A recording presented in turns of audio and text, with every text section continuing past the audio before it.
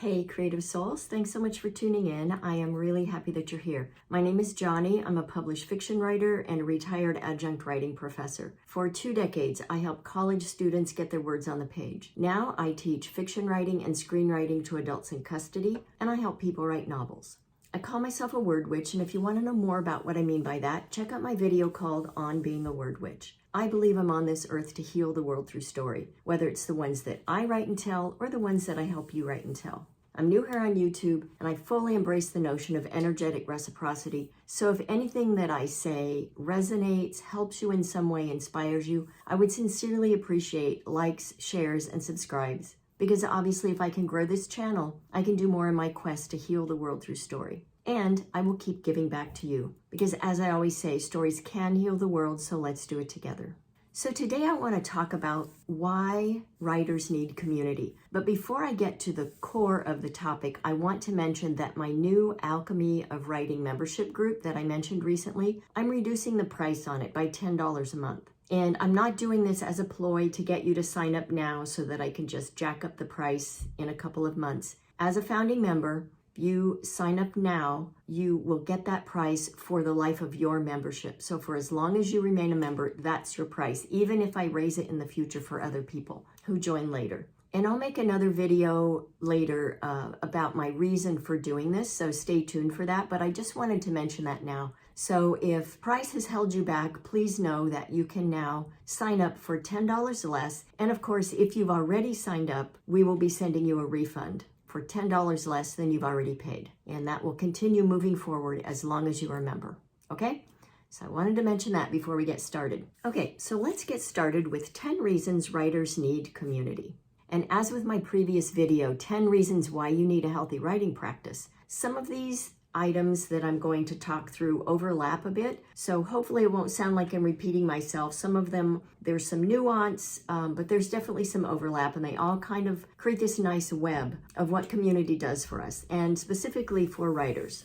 So number 1 is support and safety. We all need support and safety in our lives, regardless of who we are, what we do. Without support and safety, we can lapse into ennui, apathy, even hopelessness. So the lockdown during the pandemic made this very clear. With many of us living alone, even those of us who love solitude, we felt the pain of isolation. And virtual meetings and gatherings in school and classes and even support groups moved to a virtual format to satisfy this need we have for human connection. And despite the fact that we are back in the world, many of us, behaving as if nothing happened, I think most of us are still processing the residual grief and trauma that the pandemic left us with. And I think a lot of people haven't even identified it as trauma and grief. But I think there was this massive collective trauma that we all experienced and grief on many, many levels because of the pandemic. And I think it was fairly far-reaching. So if we didn't know it and really feel it in our lived experience, what we found during the lockdown and even since is that human connection truly matters. We all absolutely need it because human connection does help fight hopelessness. And knowing that we have people to connect with gives us a sense of safety, even for those of us who love our alone time, right? And of course, there are times when no support is better than harmful so-called support. I'm sure we've all experienced the toxic support group or work environment or writing group that's poorly run or just has that one person that ruins it for everybody. There are no rules or guidelines in place, and so people just kind of run amok. Those are not good communities for us to be in. If you're as sensitive as I am to other people's energy, you know exactly what I'm talking about. It can actually leave you feeling worse and even more alone in the world. But in a well-run community, with healthy guidelines and compassionate, aware people, the psychological safety we can realize can really be exponential and have this ripple effect throughout all parts of our lives. So not only can we experience psychological safety in a good, safe, well-run group, that impacts the way we behave with others out in the world, and so they can also experience it as a byproduct. I think there's something special about sharing something that we care about, like writing, with others who care about it too. And knowing that the space is a healthy one, that it's one based on respect, compassion, and integrity, can be the difference in helping us keep our writing practice afloat or letting it go by the wayside altogether. Support and psychological safety go hand in hand. You really can't have one without the other. So it's sort of a chicken and egg proposition, right? And it takes a lot of faith, I think, to get started with a new group for some people. It takes time to build this kind of safety within a group, but finding one and giving it a chance to really show its worth can be a safe haven for many. And that's especially true for those of us who are writers, and even more so if we are introverted, highly intuitive, sensitive, HSP oriented, and neurodivergent. And I think many writers are. All right, so that was number 1, support and safety. So number 2, acceptance and feeling of purpose. When we can find a group that provides that support and safety, and we've developed bonds with the people in it, acceptance then can follow. And this can happen even if we don't agree with people on all points of view. Having a group of writers who meet on a regular basis to share their common intention and practice of writing is oftentimes enough to create those bonds. Simply having writing as a focal point between members and participants can give this common focus for everyone to settle around.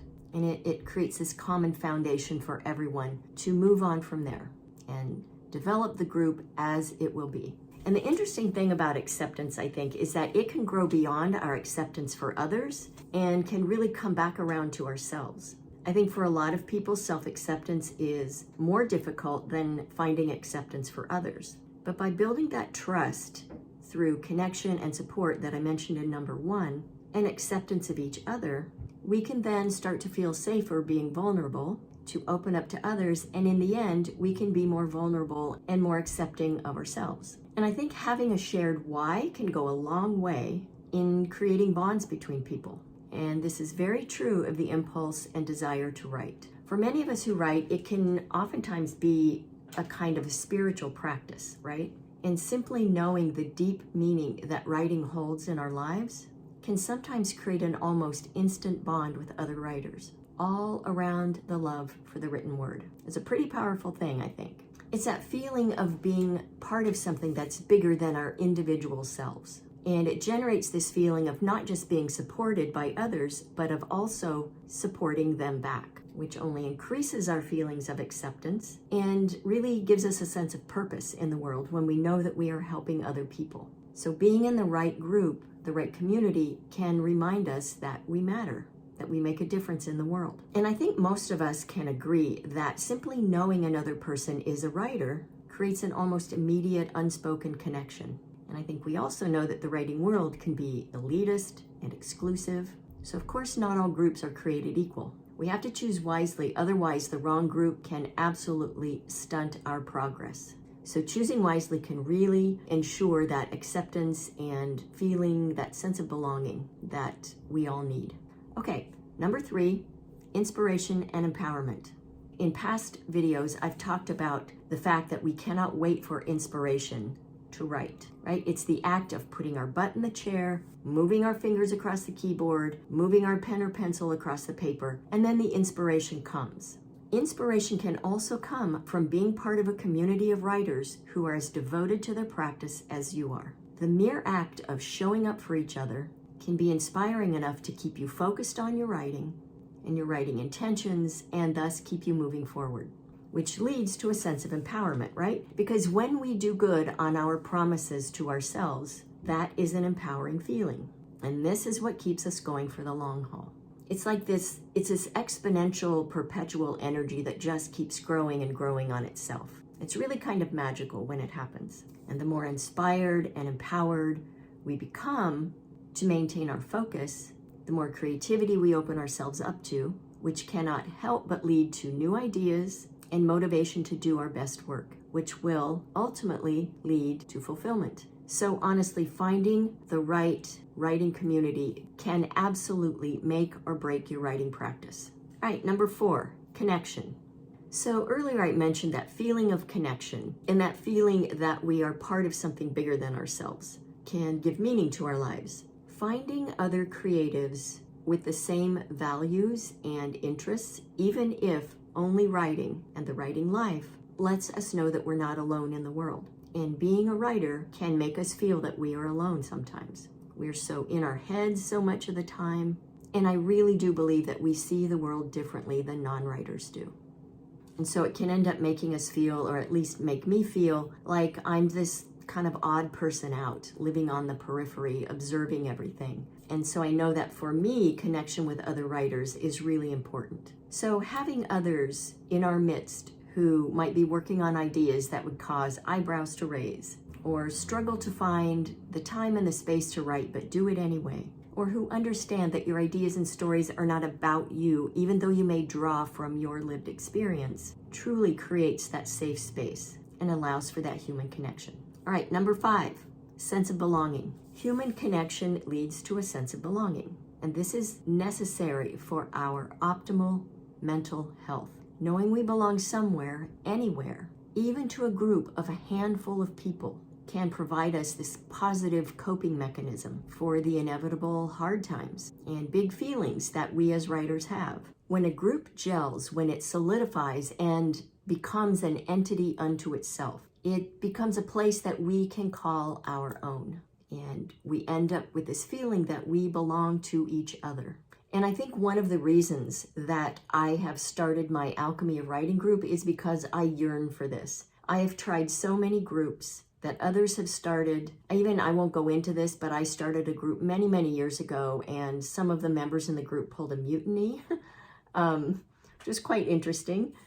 But I've always yearned for a very particular kind of group dynamic that I really have yet to find. And so, as I think it was Toni Morrison said, if there's a book you want to read that hasn't been written, then you must write it. That's what I'm doing with this group. So about belonging.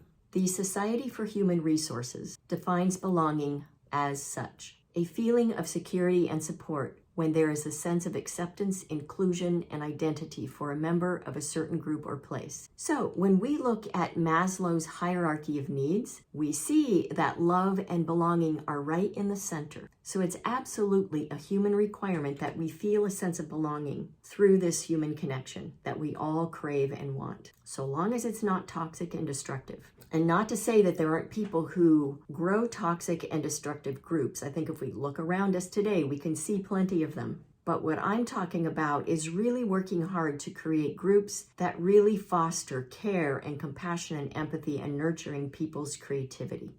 That's the kind of group I have started. That's the kind of group I want to grow. And I think people, especially in this day and age, are really craving this.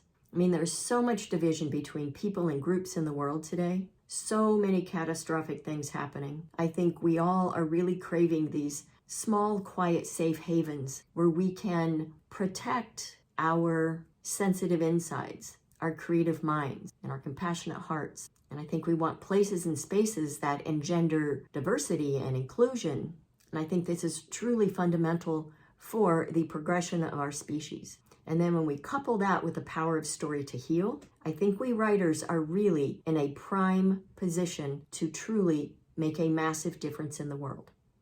So there's a study in 2021 that was done by Deloitte Consulting, and this was specifically for the workplace, but I think it applies to this as well. They found that in workplaces where there was a higher sense of belonging, a felt sense of belonging by employees, performance increased by 56%. And sick days decreased by 75%. But that makes sense, right? When people don't feel they belong, they cannot be productive. Because when we feel we don't belong, we carry a weight. We carry this feeling of being some weird little mutant creature that doesn't fit in anywhere.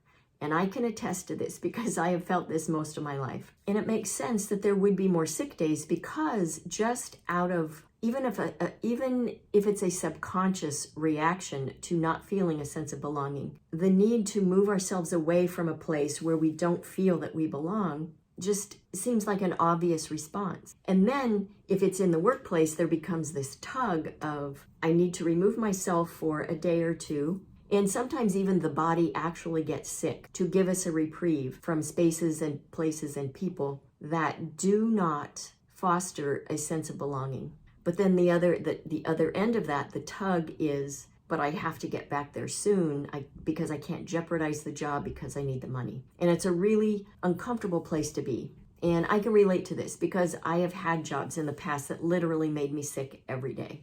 And it's one of the big reasons I work from home now. And I keep my interactions with others to a minimum. And I'm very selective about those that I do interact with. And I only take on work now that I know won't make me sick, that doesn't compromise my integrity, my time, my value. So the same is true for groups and communities.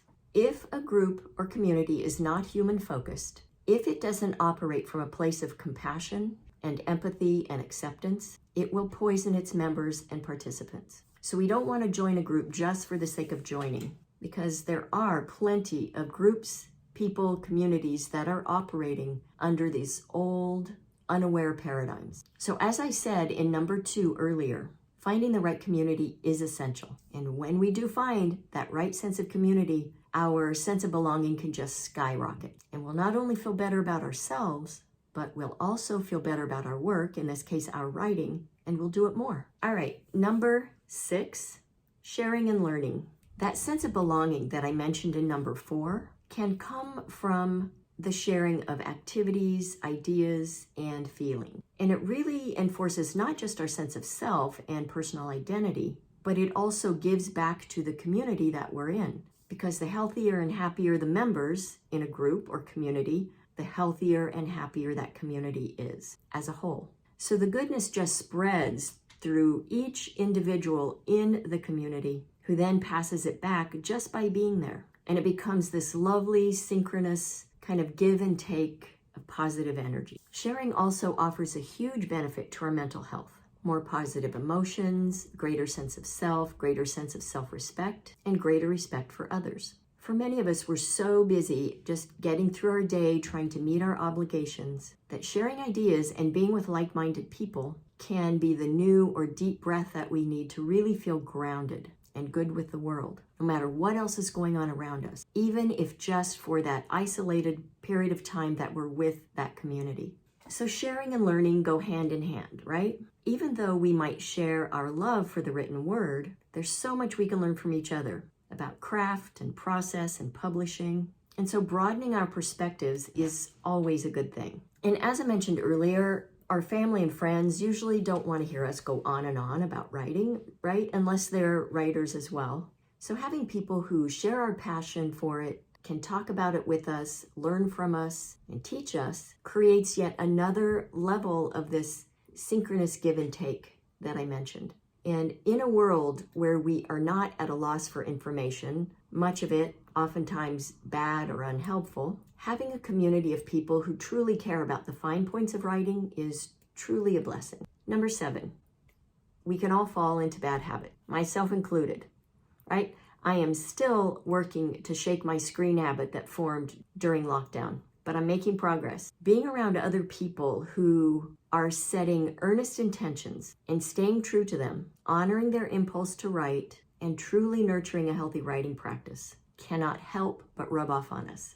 Humans are very suggestive beings in terms of seeing a behavior or action and then wanting to replicate it. So sometimes just simply being around other people who are doing the thing we want to do is all we need to ensure that we're going to do it as well. So I found an article posted on the National Library of Medicine on the National Institute of Health website. And it talks about how our ability to take care of ourselves contributes to our overall well-being. And that may seem obvious, but this can get lost in the day-to-day shuffle of just living our lives. So being part of a community is a constant reminder to take care of ourselves. And in doing that, our sense of self and self-worth expands. Number 8, opportunities and success. Being part of a community can also offer us opportunities for enjoyment and even success, from social skills and information about specific writing events, to learning about craft so that you can perfect yours, and how to get your work published, or finding the right editor or book coach or writing teacher. Even connections from the people you know in a certain community can be instrumental in your success as a writer, because although the work does need to be good, sometimes it truly does depend on who you know. And you never know who's going to know someone who's going to know someone who's just the right fit for whatever project you're working on. So you can realize so many possibilities from being part of a writing community. It can enhance your personal life, your writing life, and your professional development as a writer, and even your future as a writer. Number 9, meaningful relationships. Number 8 is a good natural segue into this one. It's all about that sharing and learning that I mentioned earlier. The more this occurs, the more likely meaningful relationships are going to develop. And this can happen pretty quickly in groups of like-minded people.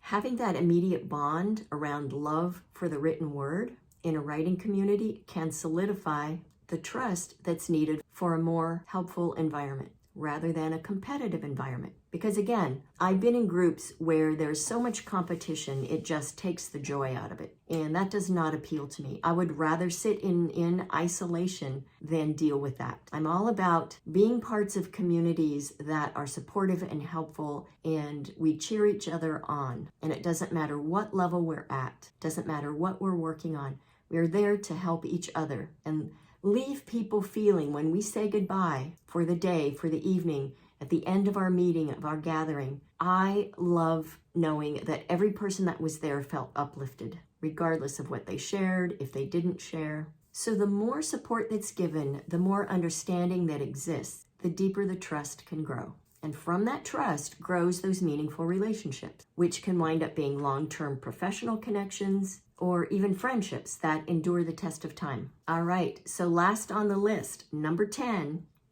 physical and mental well-being. Even those of us who love solitude have a need for community and just this felt sense of human connection. And I know this is true for me, even though I absolutely love working from home, living alone, and some days only talking to my cat, Iris. There are those days when I want at least that felt sense of human connection. So I will head to my favorite coffee shop in my neighborhood, and just the small conversation I have with the barista when I'm ordering my drink, and then sitting at a table and just feeling the energy of other people, even if I don't interact with anyone, is enough to give me that feeling of human connection. So when we think about this, extreme solitude or isolation is oftentimes used as torture, right? It's that bad for us that it's used as punishment. Studies have also been done around the effects of confinement and long-term isolation, and resulted in findings that when people don't interact with others for long extended periods of time, they have various physical and mental health issues. These include headaches, heart disease, loss of appetite, sleeping problems, stress, anxiety, depression, and even hallucinations, paranoia, and suicide on the extreme end of the spectrum. So complete isolation is truly unhealthy for us.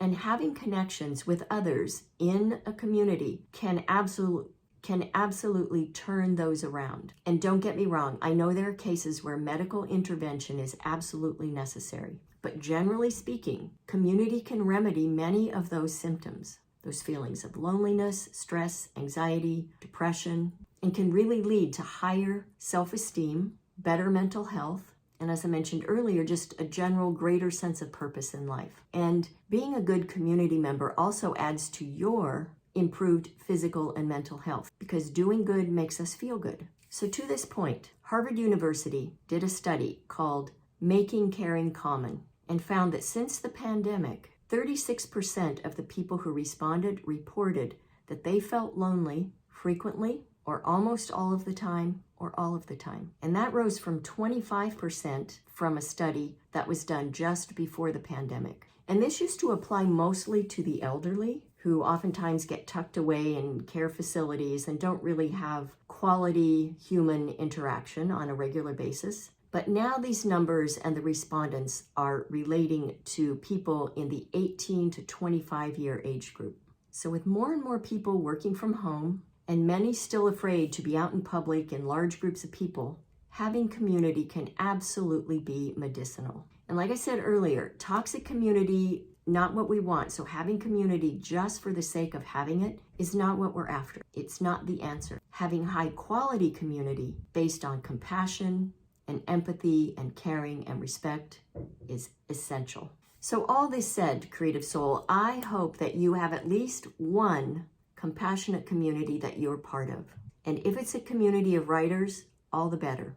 So if you would like to become part of my Alchemy of Writing membership group and get in on the ground floor of what I anticipate to be a very collaborative group of sensitive, like-minded creatives, I would love to see you there. And as I mentioned earlier, I'm reducing the price, not to trick you into buying so I can jack it up later. I would not do that. And as I said, I'm going to make a video about why I'm doing this. But if you opt in now as a founding member, you will maintain the new price, which I don't think I've mentioned, will be $18 a month for one gathering a week and $28 for two, as opposed to the previous prices of $28 and $38. You will maintain that for the life of your membership. All right, creative souls, that's it for this video. I wish you well on your path to a healthy and productive writing practice. And as always, I send you mad writing mojo. Happy writing!